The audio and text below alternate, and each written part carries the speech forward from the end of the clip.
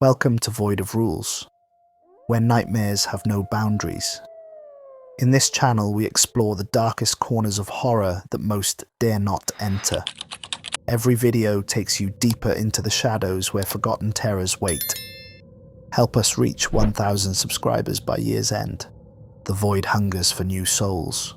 And now, let's dive into the void. I never believed in the supernatural. Growing up in suburban Pennsylvania meant ghost stories were just that. Stories told around campfires to scare your friends. That changed after what happened at Pine Hollow Cabin last October. It started with Megan's obsession with horror experiences. She'd dragged our friend group to haunted hayrides, abandoned asylums, and ghost tours across 3 states. When midterm break approached, she burst into our apartment waving her phone. "Guys, I found the ultimate horror weekend," she announced, eyes gleaming with excitement. A remote cabin in the Appalachians that promises a genuine paranormal experience. Alex, always the skeptic, peered over her shoulder at the listing. "Authentic horror experience in historic mountain cabin," he read aloud. "Sounds like tourist bait." "Look at the reviews though," Megan insisted.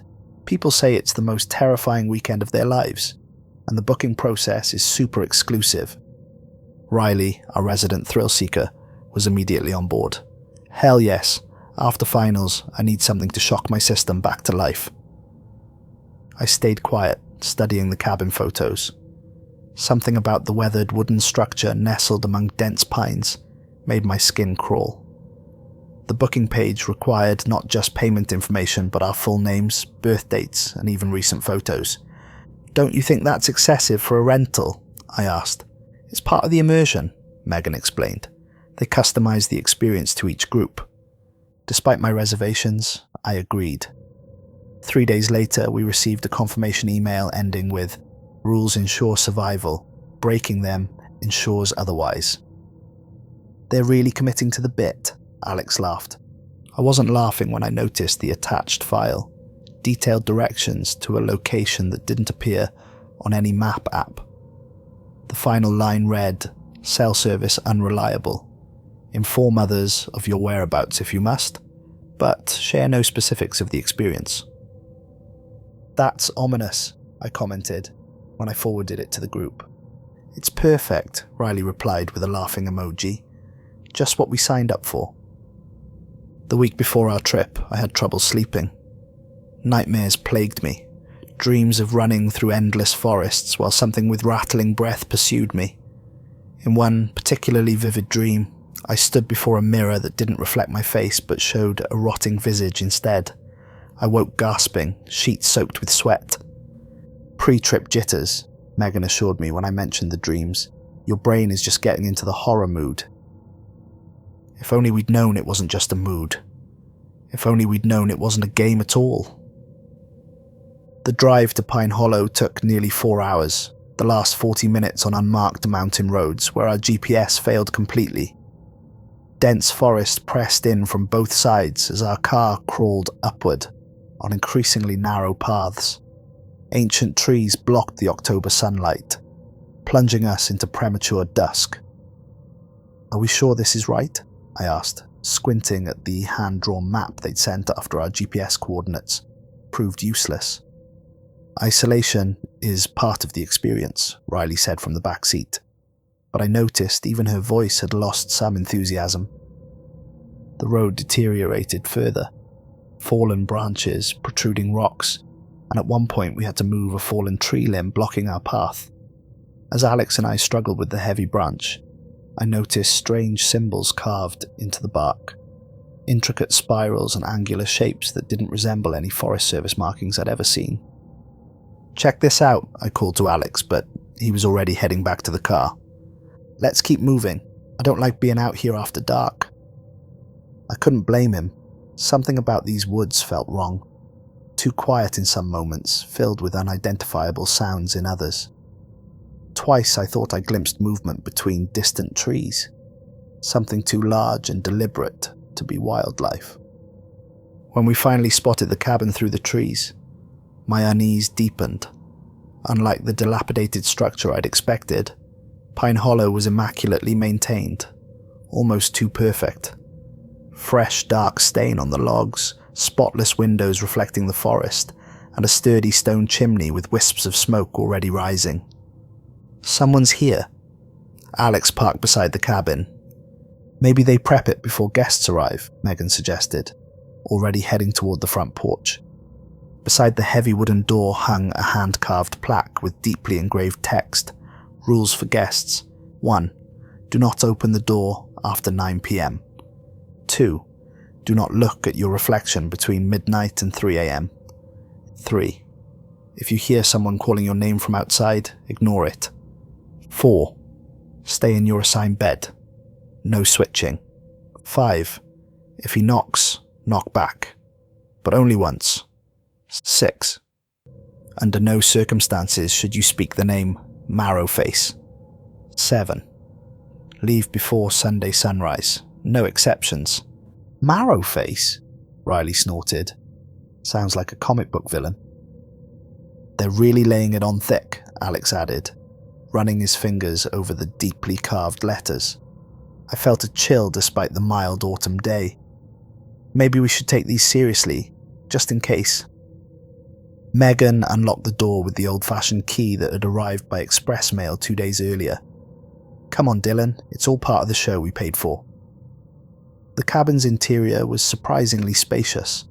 A large main room with a stone fireplace and rustic furniture, a fully stocked kitchen, 2 bedrooms with 2 beds each, and a bathroom with both modern plumbing and an old-fashioned clawfoot tub. What struck me immediately was the abundance of mirrors.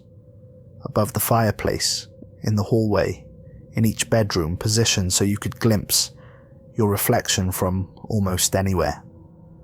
Creepy decor choice, I muttered. Alex was already exploring the kitchen cabinets. Hey, they left us wine, and these beds have our names on them. He wasn't exaggerating. Each bed had a small wooden plaque on the headboard, with our names carved in an elegant script. Megan and Riley in one room, Alex and me in the other. How did they know who would sleep where? I asked. I told you, they customize everything, Megan said, though she sounded less certain now.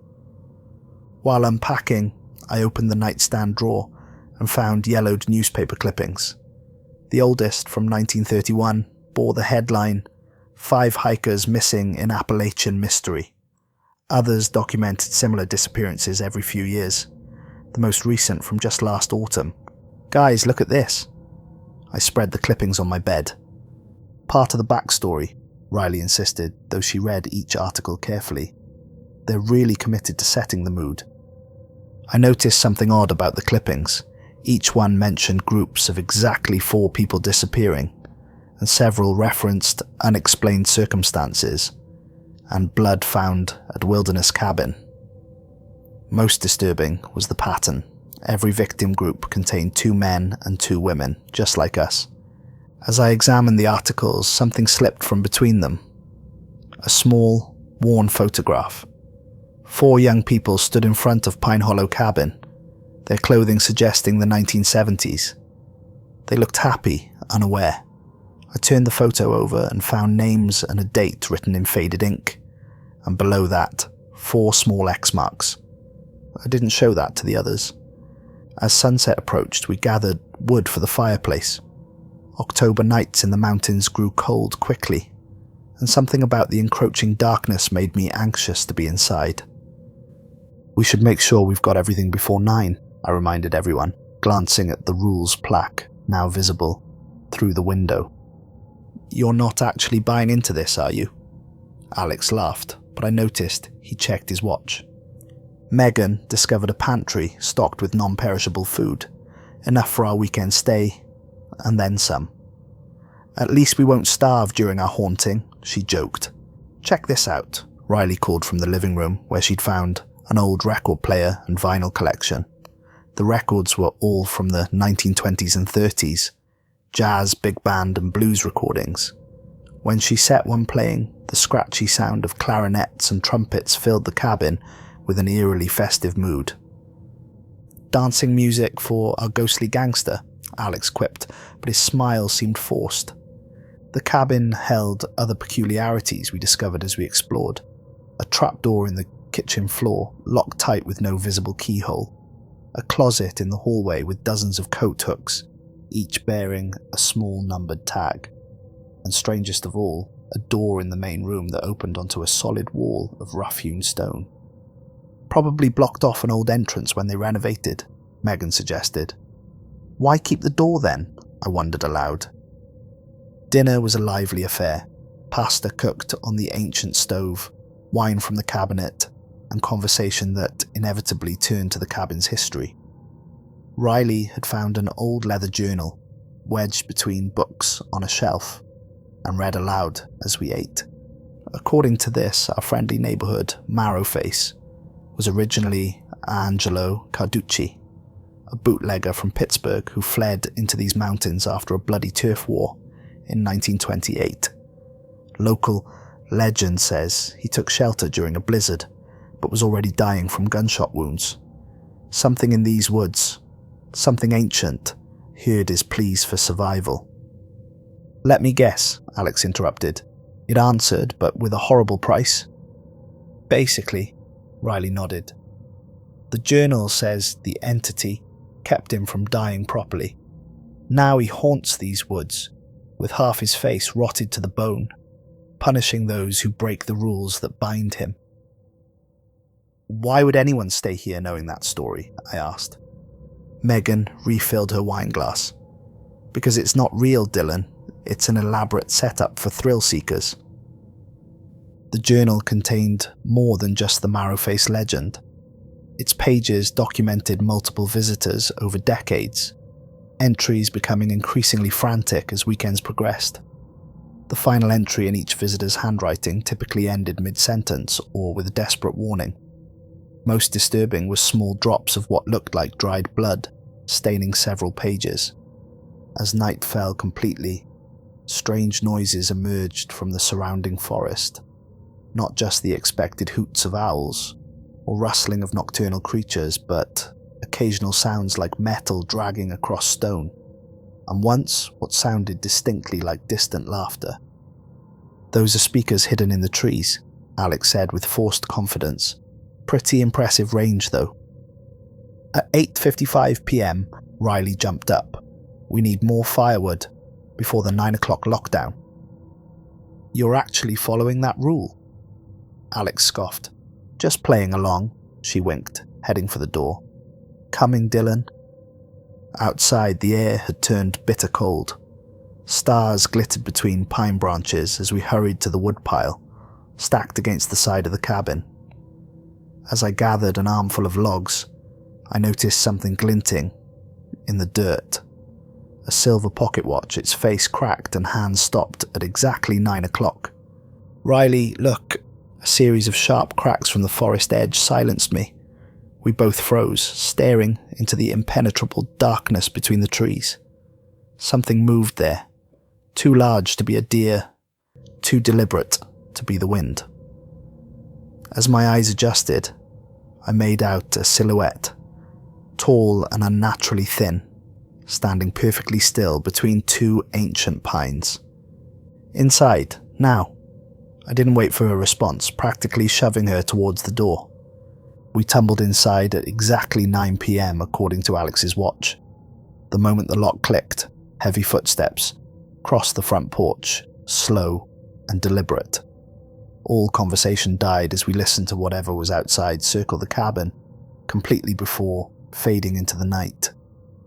That's impressive sound design, Megan whispered, but none of us believed it. The rest of the evening passed with forced normalcy. We played cards, drank more wine, and pretended not to notice when the temperature dropped suddenly, our breath fogging in the air despite the roaring fire. The old record player started on its own twice, playing a few bars of jazz before stopping abruptly. Motion sensors and remote controls, Alex muttered. Classic haunted house tricks. Right, Riley agreed too quickly, just like the footsteps outside. As midnight approached, I reminded everyone about rule number 2. No looking in mirrors until 3 a.m, right? Riley confirmed, already covering the bathroom mirror with a towel. "This is ridiculous," Alex complained, but he avoided glancing at the hallway mirror as he headed to our room. I did a final sweep, making sure all reflective surfaces were covered or turned around. The large mirror above the fireplace was too heavy to move, so I draped a blanket over it, securing the corners with books. "Thorough," Megan commented, leaning against the kitchen doorway. "Better safe than sorry," I replied. "You know what I think." She stepped closer, voice lowered. "I think there's something else going on here. Not supernatural, but weird. Did you notice the cameras?" I hadn't. "Where?" "Small ones in the corners of each room. Barely noticeable unless you're looking. I think we're being recorded." "For what purpose?" She shrugged. "Maybe it's some psychological experiment, or one of those extreme haunted experiences where they monitor your fear responses." That explanation made more sense than actual ghosts, but it didn't account for everything. The footsteps outside, the voices in the woods, the pocket watch in the dirt. In our room, Alex had already claimed his assigned bed, scrolling through his phone despite the spotty reception. "No service up here," he grumbled. "Convenient for them." "Get some sleep," I suggested, "and stay in your bed."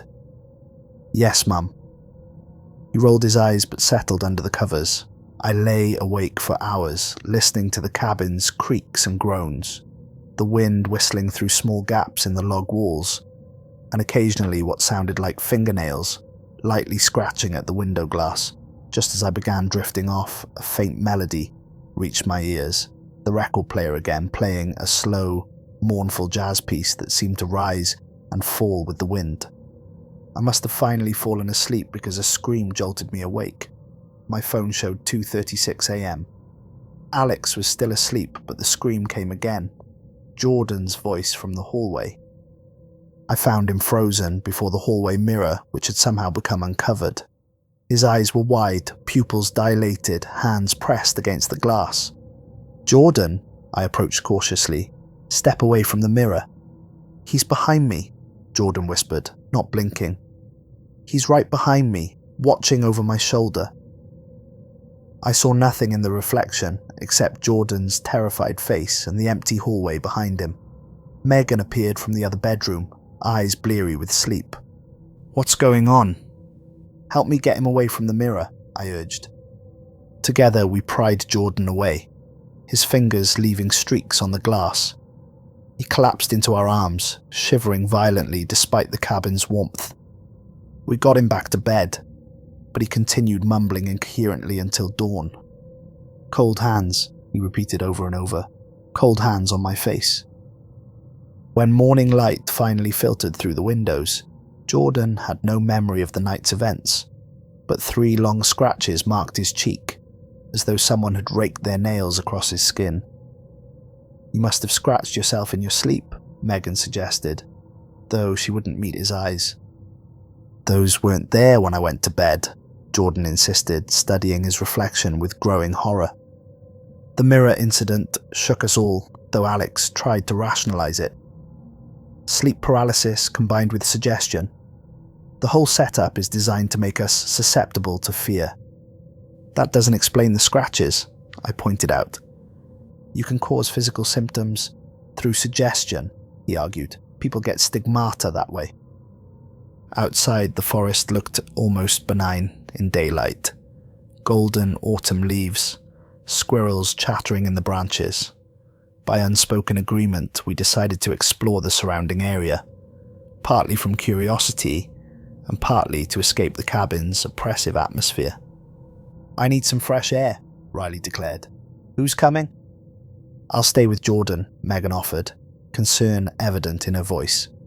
"I'm fine," Jordan insisted, though his complexion remained ashen. "Really, the hike will do me good." The forest path meandered uphill, occasionally marked with those strange symbols I'd noticed on the fallen branch. Now, in daylight, I could see they weren't random. Each marking consisted of 7 distinct symbols arranged in a specific pattern, like the 7 rules, I murmured, tracing one with my finger. "What?" Alex called from ahead. Nothing, just thinking aloud. About half a mile along the barely visible trail, we discovered a dilapidated shed almost swallowed by underbrush.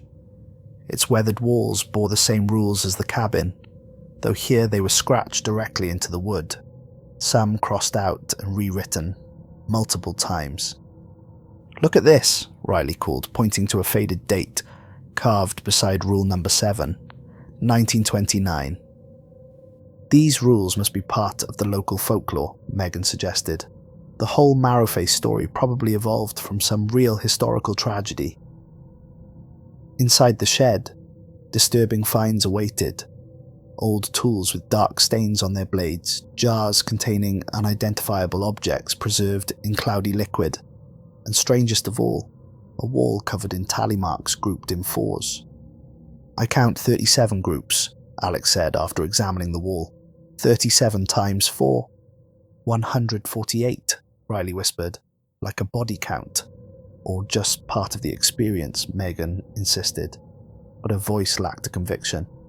As we pressed deeper into the forest, the trees grew denser, blocking most of the sunlight. Strange carvings marked some trunks. Not initials or hearts, but complex symbols that made my eyes hurt to look at them directly. Twice we found small animal remains arranged in patterns that seemed deliberately placed. "Something's off about these woods," I muttered. Then I heard it, my name, called in my mother's voice from somewhere deeper in the forest. "Dylan? Honey, I need your help. I'm lost." I froze, remembering Rule 3. "Did you hear?" I started to ask, but Riley was already moving toward the voice. "Hello?" she called. "Is someone there?" "Riley, don't," I grabbed her arm. "Remember the rules." "It's obviously someone from the experience company," she insisted, pulling away. "Part of what we paid for." The voice called again, sounding exactly like my mother when she was frightened. "Dylan, please, I'm hurt." It took every ounce of willpower to turn away. "We need to go back, now." On the return journey, Riley grew increasingly agitated, constantly looking over her shoulder. "Do you feel that?" she whispered. "Like something's watching us, following us." "We're probably on camera here too," Alex suggested, but his pace quickened nevertheless. A low fog had rolled in while we were exploring, transforming the once beautiful forest into something from a gothic horror film. Tendrils of mist curled around tree trunks and slithered across the ground like living things seeking prey. The temperature dropped noticeably with each step.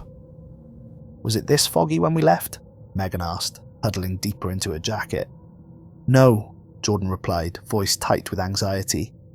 "And I don't remember the path being this long." He was right. We'd been walking for nearly an hour, much longer than our outbound journey. The path seemed to twist in unfamiliar ways, landmarks I'd noted earlier now absent, or appearing where they shouldn't be.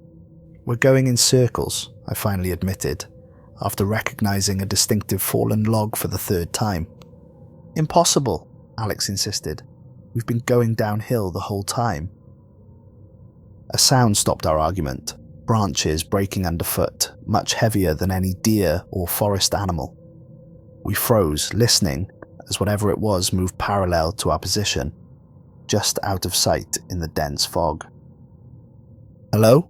Alex called, his scientific skepticism finally wavering. No response came, but the movement stopped too. Complete silence fell over the forest. No birds, no wind, not even the sound of our own breathing seemed to carry. "Run!" Riley whispered, and we did. We burst from the trees into the cabin clearing, not daring to look back until we reached the porch. The fog ended abruptly at the forest edge, as though held back by an invisible barrier.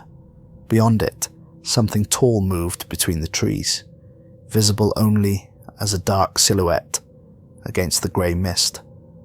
Back at the cabin, Jordan's condition had deteriorated. His skin was pale and waxy, eyes sunken with dark circles beneath them. He refused food, preferring to stare out the windows at the forest. "It's calling me," he said when I tried to get him to eat something. "Can't you hear it?" The scratches on his face had deepened. the skin around them reddened and swollen. When he thought no one was looking, I caught him whispering to his reflection in the kitchen window, carrying on one-sided conversations with something only he could see. "We need to get him to a doctor," Megan insisted after finding him standing in the bathroom, staring into the covered mirror. "It's this place," Riley agreed. "Something's wrong here beyond just a haunted experience." That night, tensions reached breaking point. As sunset painted the cabin walls blood red, Alex suggested leaving early. "This isn't fun anymore. Jordan needs a doctor." We piled into the car, but after 20 minutes of driving on what should have been the access road, we found ourselves approaching the cabin from the opposite direction. "That's impossible," Megan whispered. "We've been driving downhill the whole time." 3 more attempts yielded the same result. All roads somehow led back to Pine Hollow. By the time we gave up, night had fallen completely. Back inside, Megan paced the living room, panic edging into her voice. "This can't be happening. There's got to be a logical explanation." "There is," Jordan said from his corner, voice eerily calm. "We broke the rules." "What are you talking about? We've been following them," I argued. "Not all of us," he replied, eyes fixed on Riley. "Someone answered when called." Riley paled. That was just part of the experience. Someone playing a prank." "And the mirrors," Jordan continued. "Someone looked when they shouldn't have." "That was you," Alex pointed out. "No," Jordan shook his head slowly. "I was drawn to it. Someone else looked first. Someone invited him in." The accusatory atmosphere thickened as we eyed each other suspiciously. Who had broken which rules? What was real and what was suggestion? The cabin suddenly felt much smaller, the shadows in the corners deeper and more threatening. Riley found more information in the journal, accounts from previous visitors who tried leaving before Sunday sunrise only to disappear forever, added to his collection, according to the ominous final entry. "We're trapped here until Sunday morning," she concluded. "We need to follow the rules until then." I tried calling emergency services, but my phone produced only static with faint whispers, counting backward from 7. "Maybe we should try hiking out," Alex suggested half-heartedly. "In the dark, with whatever's out there?" Megan shook her head. "We'd never make it." We decided to set watches, 2 people awake at all times, until morning. Megan and I took the first shift while Alex and Riley tried to sleep. Jordan refused to leave his vigil by the window, mumbling constantly under his breath. "What do you think is really happening here?" Megan asked when the others were out of earshot. "I don't know," I admitted, "but whatever it is, it's getting worse." "The scratches on Jordan's face are deeper," she noted. "And have you seen his eyes? The colour is changing." I had noticed Jordan's normally brown eyes now held an amber tint, yellowish and unnatural. When he thought no one was watching, I'd seen him examining his teeth in reflection, probing at them as though they caused him pain. At midnight, I woke to find Riley sleepwalking toward the front door, mumbling about answering when called. We managed to restrain her, but she fought us with unnatural strength, her eyes open but unseeing. "Let me go," she screamed. "They're calling me. They need help." It took all 3 of us to get her back to bed. She eventually calmed, falling into a fitful sleep punctuated by whimpers and occasional violent jerks of her limbs. 2 hours later, a distinctive pattern of knocks rattled the door. 3 quick taps, paused, 2 slow ones. Everyone froze, remembering Rule 5. "Someone needs to knock back," I whispered. "Just once?" With trembling hand, I approached the door and delivered a single firm knock. Silence followed, then a sound like metal scraping against the cabin's exterior, circling us completely before fading into the night. None of us slept after that. The remainder of the night passed in tense silence. The temperature inside the cabin plummeted, despite our efforts to keep the fire blazing. Ice crystals formed on the inside of the windows, slowly spreading in patterns that resembled faces screaming in agony. Jordan sat rocking in the corner, his condition visibly worsening by the hour. The scratches on his face had spread, now covering both cheeks in parallel lines that resembled claw marks. His eyes had turned completely amber, the pupils elongated like a cat's. "He's coming," he whispered over and over. "He's almost free." "Who's coming?" Alex demanded, his scientific skepticism giving way to genuine fear. "The collector," Jordan replied with a smile that revealed teeth now pointed and sharp, "the one who makes the rules." Saturday morning, I woke to find Jordan missing from his assigned bed. I found him curled up in my bed instead, violating Rule 4. When I tried to wake him, he attacked, eyes now a sickly yellow, voice distorted as though multiple people spoke through his mouth. "Not your bed," he hissed, fingers curved into claws. "Never your bed." It took all three of us to restrain him. As he thrashed against our grip, he kept repeating, "Say his name and end this game. Say his name and end this game."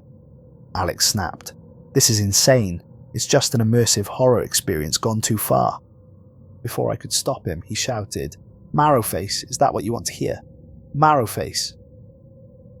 Instant silence fell over everything. Not just Jordan's struggles, but all ambient noise. The crackling fire, creaking timber, even the wind outside disappeared, as though someone had pressed a universal mute button. In the silence, the lights flickered, and in the momentary darkness between flashes, I glimpsed a figure standing in the corner, tall and gaunt, wearing a tattered suit.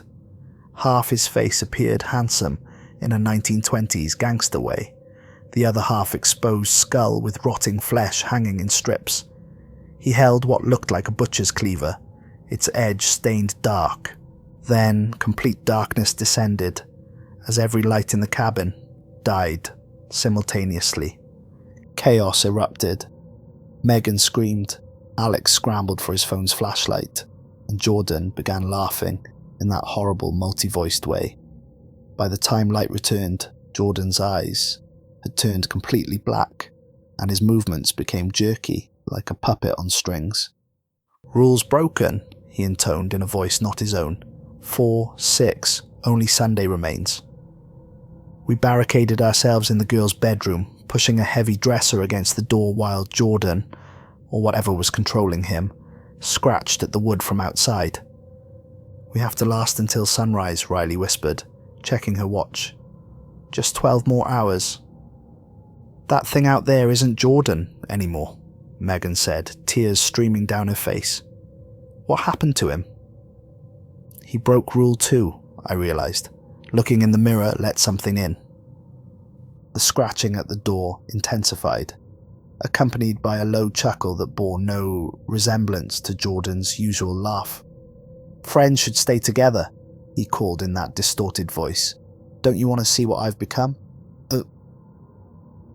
While searching the bedroom for anything useful, I discovered a loose floorboard, concealing a narrow staircase leading to a hidden basement. With few options remaining, we descended into darkness.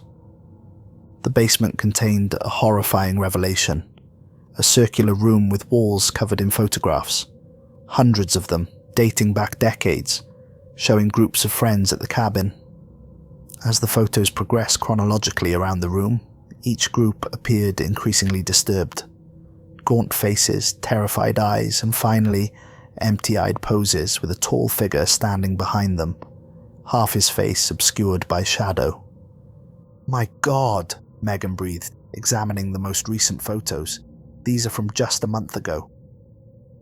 In the final image, 4 college-aged friends stood before the cabin, their expressions vacant, eyes completely black.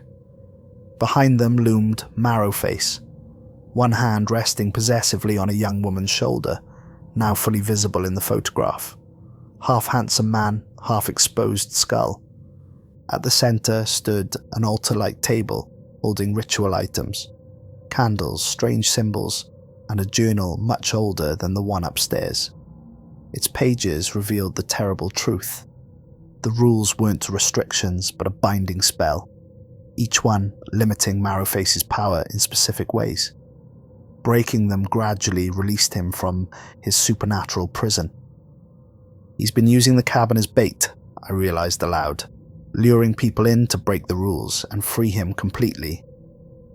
The journal detailed the original binding, performed by a local preacher after Carducci's murderous rampage through a nearby town in 1928. The entity in the forest had indeed saved him from death, but the preacher managed to bind him with 7 rules, each constraining a specific aspect of his power. Rule 1 kept him outside after dark. Rule 2 prevented him from using reflections to possess the living. Rule 3 stopped him from luring victims using familiar voices. Each broken rule released another constraint, making him stronger, more present in our world. If all 7 break... Riley didn't finish the thought. A crash from upstairs ended our investigation. We hurried back to find Alex missing, and Riley acting strangely, staring into space, fingers twitching. "I saw it," she whispered. "In the window reflection when we came up. I saw its real face." Before my eyes she began changing, skin growing waxy, eyes darkening. I backed away as she smiled with too many teeth. "Only 1 rule left," she said in that horrible multi-voice. "Sunday sunrise approaches. Will you leave or join our collection?" Megan grabbed my arm. "We need to go now." We ran for the front door but found it wouldn't open. The wood had somehow fused with the frame, becoming a solid barrier. Every window presented the same problem. Glass melded with the surrounding wood. Impossible to break despite our efforts. "The basement," I gasped. "There might be another way out."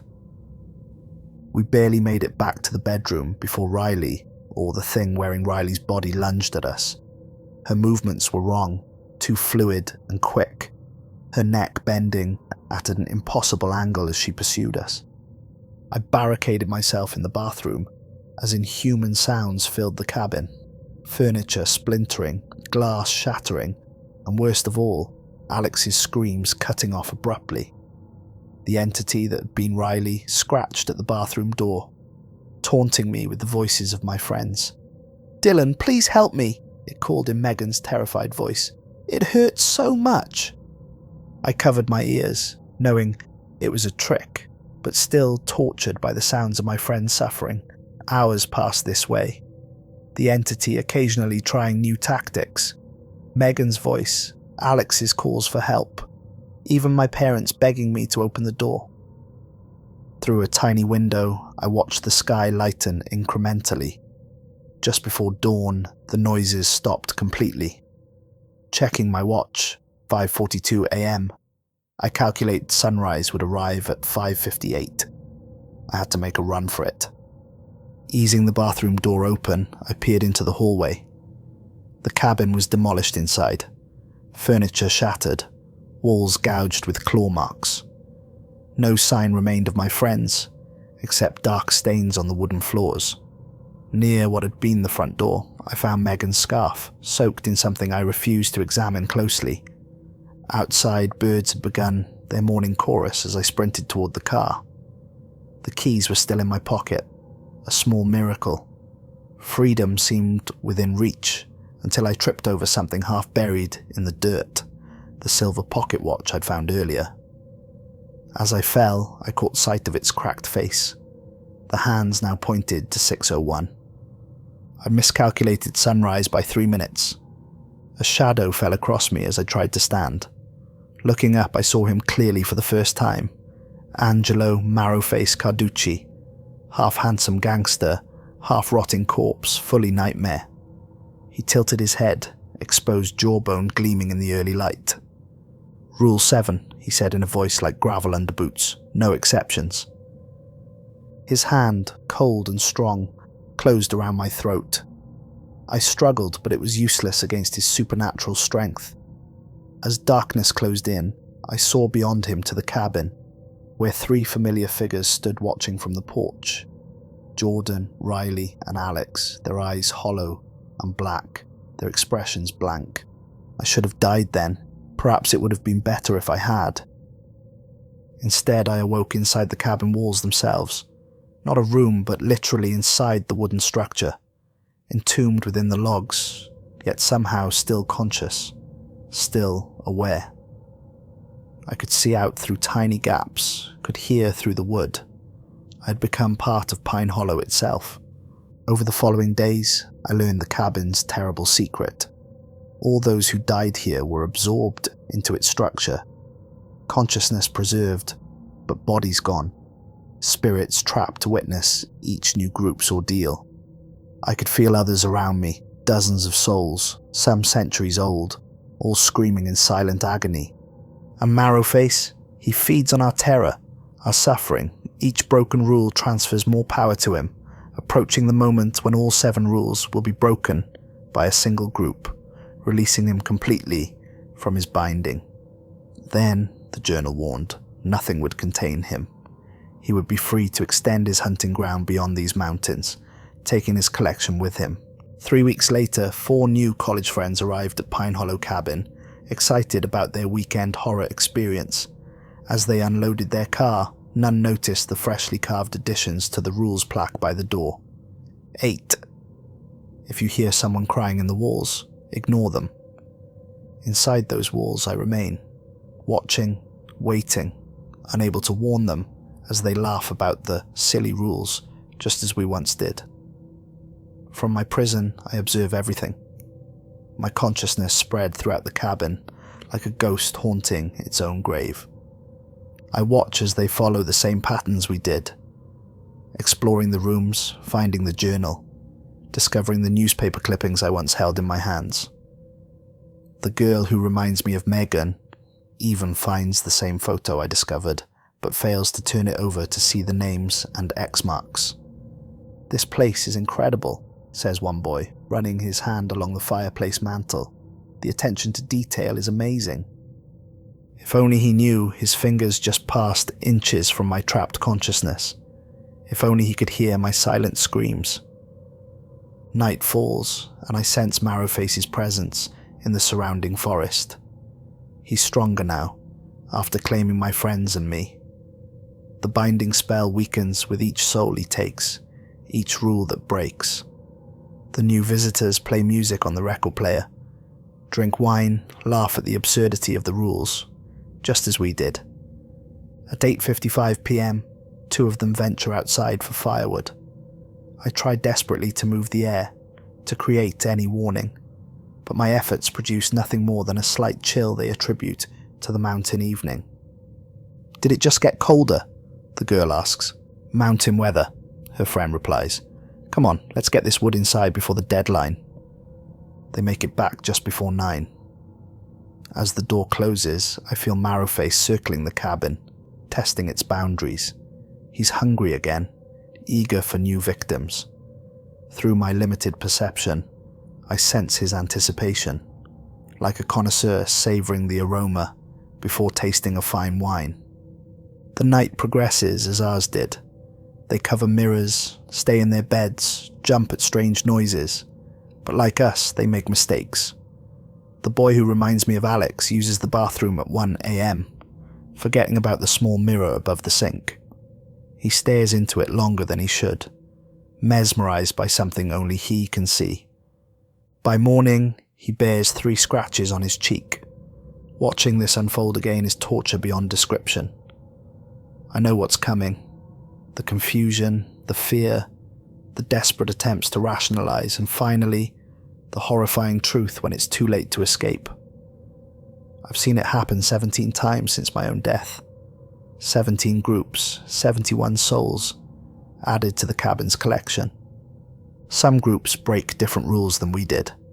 One managed to avoid looking in mirrors, but broke Rule 3 by answering voices in the forest. Another group avoided speaking Marrowface's name but switched beds on the second night. The outcome is always the same: possession, pursuit, capture, absorption. None have broken all 7 rules in a single visit. If that happens, the journal warned, Marrowface would be free to leave these mountains, to expand his hunting ground beyond this forest prison. The newest visitors explore the forest on their second day, finding the shed as we did.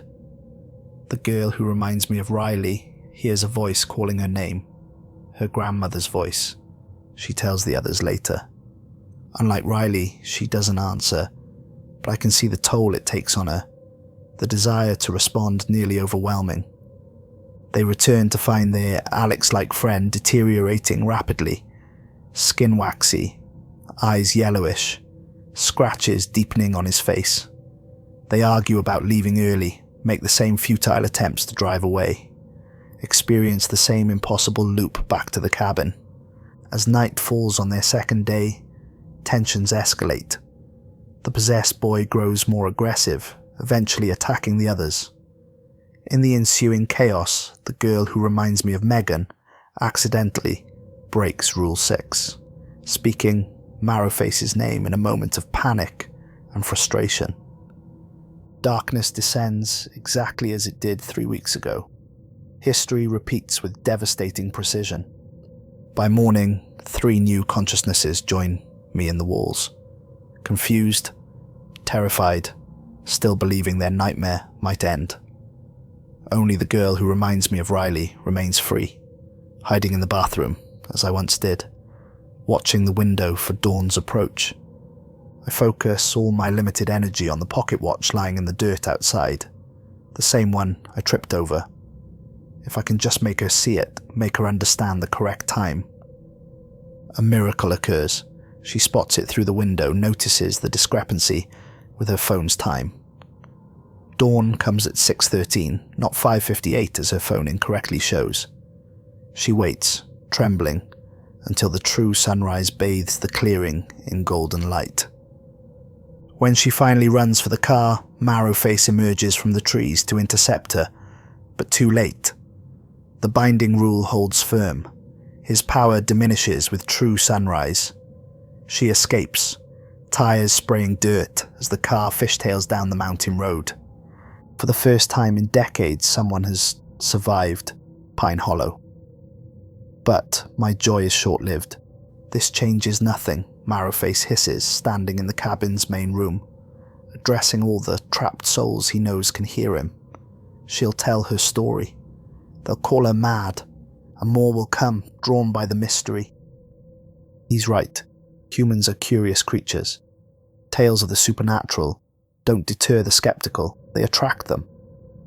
Each survivor's story becomes a lure for the next group of victims. Days pass. The forest grows quiet again. Inside the walls, new souls gradually accept their fate, their terror giving way to the hollow despair that fills this place. My consciousness expands further throughout the cabin, allowing me to perceive more, though I remain powerless to affect the physical world in any meaningful way. I discover I can sometimes reach the dreams of those trapped with me, momentary connections in our shared imprisonment. Through these tenuous links, I gather stories spanning decades. Some have been here since the 1930s, witnesses to countless deaths. Their memories blur together, time losing meaning in our eternal confinement. One soul, older than the rest, remembers when Marrowface first appeared. Angelo Carducci, stumbling through a blizzard in 1928, bleeding from gunshot wounds, making a desperate bargain with something ancient in the forest. She remembers the preacher who crafted the binding spell, using 7 rules to contain the abomination Carducci had become. The rules were meant to be permanent, she tells me in our shared dreamscape, but he found a loophole using those who break the rules to weaken the binding. Is there no way to destroy him? I ask. Perhaps, she replies, but not from in here. Hope flares briefly. The girl escaped. She knows the truth. Perhaps she'll return with help, authorities, exorcists, someone who can end this nightmare. But weeks pass with no sign of rescue. My hope dims, replaced by grim resignation. We are forgotten. Missing persons reports filed, searches conducted, but no one thinks to look inside the cabin walls. No one realizes we're still here, still aware. More visitors arrive, a family this time, parents with 2 teenage children. The rules have changed again, now numbering 9. 9. If the record player starts on its own, do not stop it until the song ends. I watch helplessly as they settle in, as they discover the journal, as they laugh about the elaborate haunted experience they've booked. The cycle begins anew, but something is different this time. The daughter, 16, sensitive, perceptive, pauses by the wall where my consciousness is strongest. She places her hand against the wood, brow furrowed. "Do you feel that?" she asks her brother. "It's like the house is breathing." "You're being weird again," he replies, but he looks uneasy. That night, as the family sleeps, I focus every fragment of my fragmented being on reaching the girl's dreams. If just one person could hear me, understand what's happening here. In her sleep, she whimpers, turns restlessly. Behind her closed eyelids, I show her everything. Our arrival, the rules, Marrowface, the binding spell, our deaths, our imprisonment. I pour my story into her unconscious mind, praying something will take root. Morning comes. She awakes, troubled, eyes darting to the walls, the ceiling. "We need to leave," she tells her family at breakfast. "Something bad happened here. Something bad is still happening." Her father laughs. "That's the point, honey. It's supposed to be scary." "No," she insists. "This isn't fake. People died here. They're still here, trapped." Olivia's being dramatic again, her brother sighs. But she persists, becoming increasingly agitated as the day progresses. By afternoon, concern replaces her parents' amusement. By evening, they're discussing cutting their weekend short. Worried about her mental state, Marrowface prowls the forest edge, aware something is different. He watches the cabin with his mismatched eyes. One human, one an empty socket with pinpoints of light dancing in its depths. The family packs their car before 9 p.m. No rules broken. No one possessed. No one claimed. As they drive away, I feel something I haven't experienced since my death. Triumph. Someone listened. Someone escaped. But my victory is premature. Halfway down the mountain, their car veers off the road. Brake lines cut, I later learn from Marrowface's gloating. The family survives the crash but finds themselves stranded after dark, lost in the forest. One by one, he hunts them down. By morning, 4 new souls join our prison. "Did you think you could interfere?" Marrowface asks, addressing all of us and none of us. "Did you think I wouldn't notice?" The girl, Olivia, takes longer than most to accept her fate. For days, her consciousness rages against the prison, seeking escape. Eventually, like all of us, she subsides into quiet despair. "I'm sorry," I tell her in our shared dreamscape. "I thought I was helping." "You tried," she responds. "That's more than most would do." Another month passes. The mountain winter approaches, snowflakes beginning to dust the clearing. Fewer visitors come as the weather turns, but Marrowface's patience is infinite. He can wait for spring, for the next unwary group. Then something unexpected happens. A lone figure approaches the cabin. A young woman I recognize instantly despite the months that have passed. Riley's doppelganger, the one who escaped. She's returned, but not alone. With her is an elderly man carrying a worn leather bag, his face lined with age and knowledge. "This is it," she tells him, keeping her distance from the cabin. "Everything happened exactly as I told you." The old man nods, studying the structure with knowing eyes. "I can feel them," he says. "So many souls." Hope stirs within the walls, rippling through our collective consciousness. The old man removes items from his bag. Herbs, candles, a worn book similar to the journal, but much older. "My grandfather helped bind him in 1928, the man explains as he works. "The preacher who created the 7 rules. Our family has kept the knowledge, just in case." Marrowface appears at the forest edge, more substantial than I've ever seen him. The binding weakening, with each passing day, each soul claimed. He moves toward the pair, cleaver in hand. "Too late," he calls, voice carrying unnaturally across the clearing. "You cannot undo what has been done." The old man works faster, arranging his items on the cabin porch, reciting words in a language I don't recognize. The girl stands guard, clutching something that gleams silver in the afternoon light. The pocket watch, I realize, the one that saved her life. Marrowface reaches the edge of the clearing, power radiating from him in palpable waves. The old man's voice rises, the incantation growing more urgent. Around the cabin, the air shimmers like heat waves rising from summer asphalt.